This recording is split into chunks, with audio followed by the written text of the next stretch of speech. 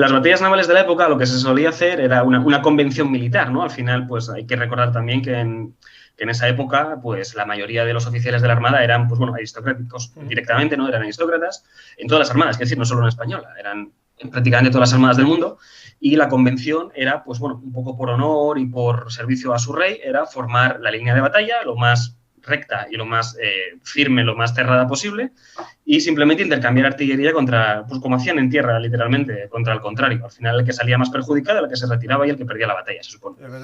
El navío de línea, en ese sentido, era, pues eso, un tipo de buque de gran tonelaje, muy pesado, muy bien artillado, con muchísima artillería, y estaba diseñado exclusivamente para combatir, por decirlo de alguna forma, ¿no? Viene a ser como pues, un destructor, un acorazado, pues un poco en el siglo XX, es un poco la idea. Sí, el navío de línea es curioso porque podemos decir que es el barco por antonomasia, ¿no? Es el paradigma del velero que todo el mundo piensa cuando pensamos o decimos a un niño pequeño, a una persona adulta, da igual. Un barco, todo el mundo piensa en un barco de vela y además en el estilo navío prácticamente es tres palos, diferente velamen, vela cuadra, o sea, es como el barco paradigmático y el que todo el mundo piensa. Luego, claro, hay que hacer también aquí un breve distingo, ¿no? Que por tamaños, pues, hacía falta clasificarlos. El navío de línea, en ese sentido, aunque era un navío muy grande y podía llegar a tener, pues, a finales del siglo XVIII, lo habitual es que un buen navío de línea tuviera aproximadamente unos 1.100 hombres, podemos calcular, ¿no? Una primera clase. Las clases es la forma de clasificar los navíos de línea y no de línea, ¿no? Entonces, al final, eso se hacía en base a la artillería. Entonces, bueno, la estadística o la forma de hacerlo fundamental es más de 100 cañones es la primera clase, entre los 90 y 98 aproximadamente, que en realidad esas de 90 a 100 viene a ser la segunda clase. Esta en España prácticamente no existió porque, bueno, es una clase bastante redundante. Un navío de línea de primera clase y de segunda hace la misma labor, exactamente la misma. Los son de combate, las piezas de artillería son muy pocas en definitiva de diferencia, ¿no? Los británicos, sin embargo, los utilizaron muchísimo. Los navíos de línea británicos de segunda, de 98 y 90 cañones, fueron súper famosos y súper frecuentes. En España, literalmente, no hubo ninguno. Normalmente lo habitual era tener de 112, que son las famosas clases, la Santa Ana, ¿no? Por ejemplo, la serie Santa Ana, que hubo muchos navíos de esa serie.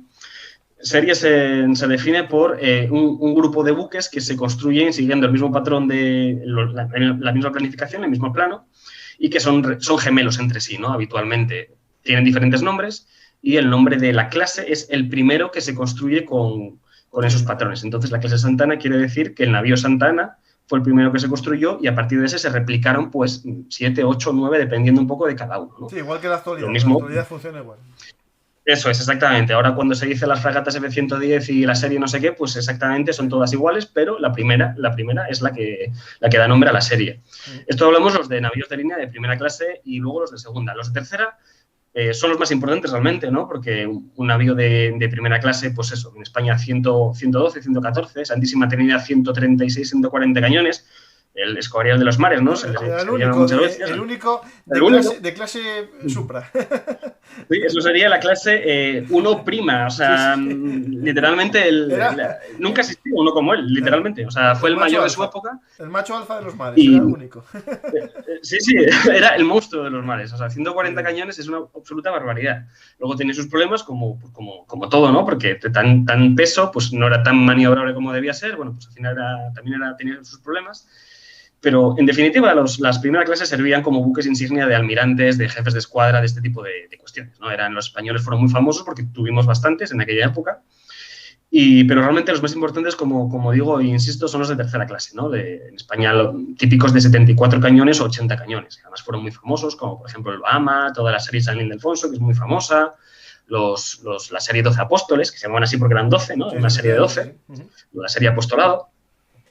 Y estos realmente son los más importantes porque tienen una muy buena capacidad artillera, 74 cañones, 80 cañones, y también eran muy veleros y muy maniobreros, es decir, tenían funciones náuticas y veleras muy buenas. O sea, realmente era el navío que todo capitán quería, ¿no? Un navío de línea de tercera clase. Eran muy frecuentes en una batalla naval, prácticamente podemos decir que hasta el 80% de una batalla naval eran navíos de tercera.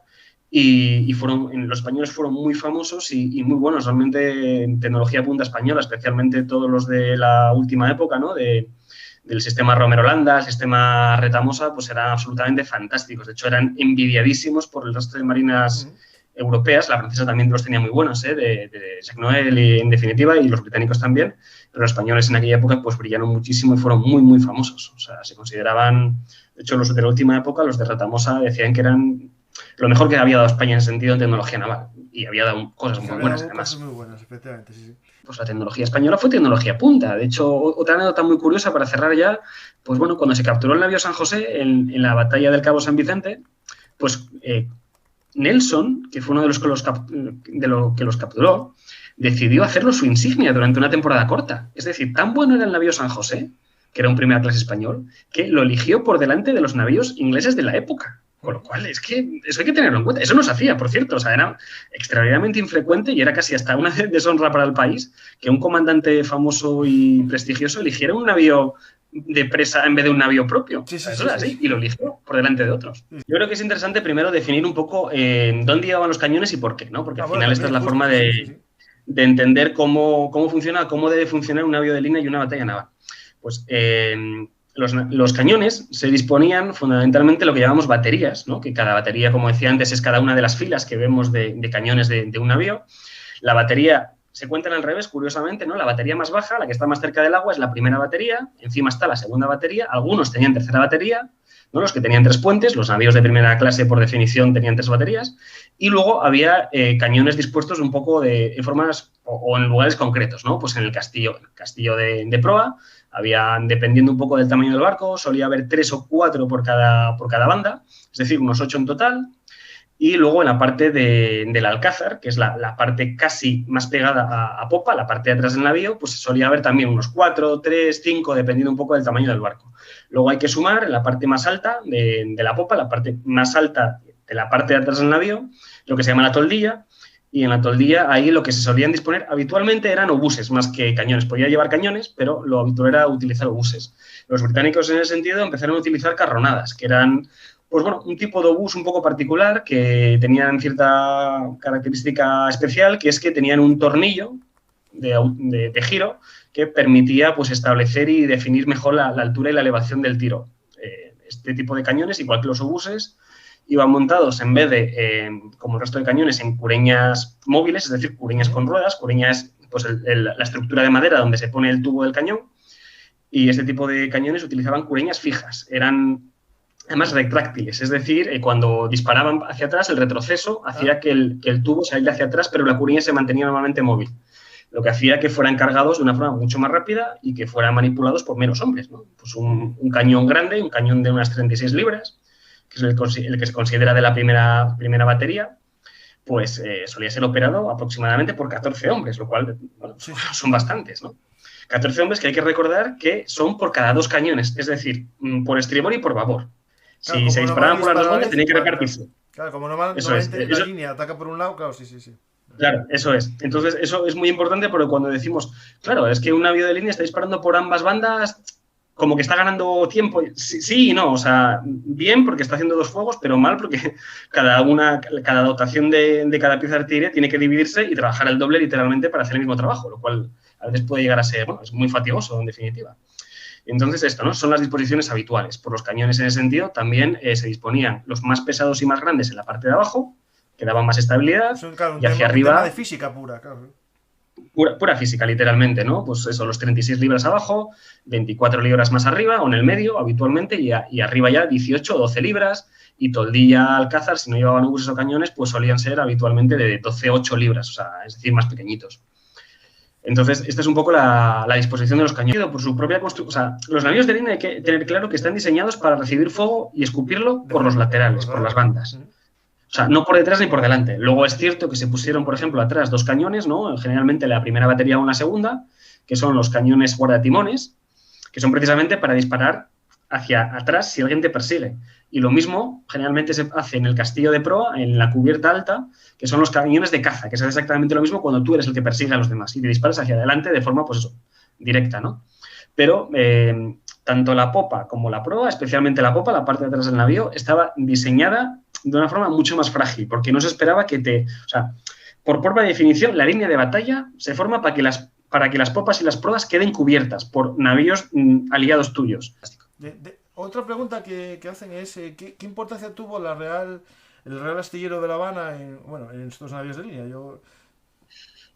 Pues muy importante. De hecho, diría que tengo la estadística en el libro, por ahí, lo que pasa es que no lo tengo aquí a mano, pero diría que hasta el 60 y tantos % de los navíos de línea de finales del 18 se construyeron en La Habana. Pues o sea, fue el principal, literalmente, fue el principal astillero de España en mediados finales del 18. Ahí de hecho, en vigor, o sea, era importante por la madera, ¿no? Porque era una madera de mayor calidad y eso mayor es, dureza, ¿no? Eso es, el tema es que empezaron a fabricarse muchísimo, sobre todo en América, porque la madera tropical americana demostró ser muy buena, muy resistente, sobre todo a la carcoma, a la humedad y demás, ¿no? Y además ser relativamente ligera y barata respecto al roble español y a otro tipo de maderas españolas, que además, bueno, eran más caras.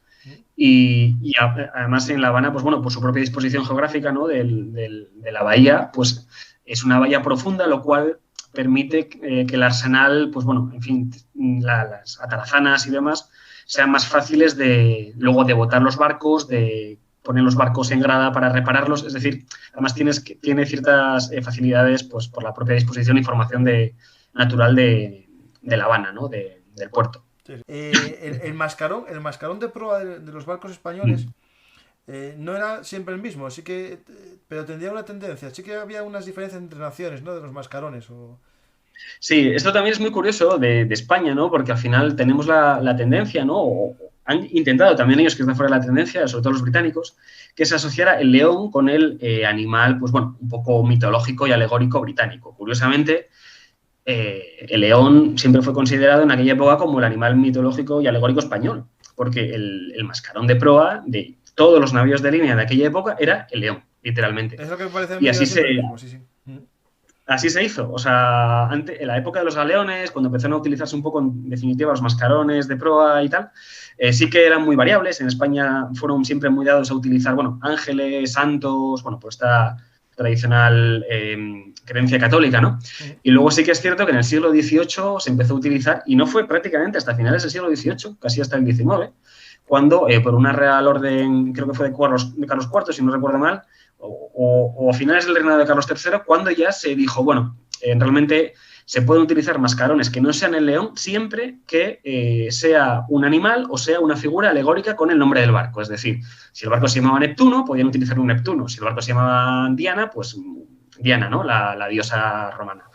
Pero en general se era bastante reticente a utilizar otro tipo de mascarones. Todos los barcos o todos los navíos que no tuvieran un nombre alegórico como tal utilizaban, por definición, el león español, ¿no? Que se llamaba era bueno, pues un león rampante, así, solía tener un ancla, un cetro, una corona entre las patas, pues la verdad es que con un diseño curiosamente, muy cabezón, ¿no? Dicho de una forma así un poco vulgar, un diseño bastante oriental. Es una cosa curiosa, pero bueno, la verdad es que el diseño era así, enseñando así los dientes, los colmillos, un poco fiero, y fue muy famoso y la verdad es que yo creo que encantó a todos los marineros. Luego también se vino a utilizar, ¿no? Yo por eso también el libro lo he titulado Leones del Mar, ¿no? Porque es cierto que se empezó a considerar un poco la Armada Española como un león, ¿no? No eran muchos navíos, nunca tuvo tanto volumen como, por ejemplo, el Reino Unido, pero sí que eran navíos muy peleones, muy potentes, y pues al final, bueno, como dice mi súper honrado y queridísimo Agustín Rodríguez, el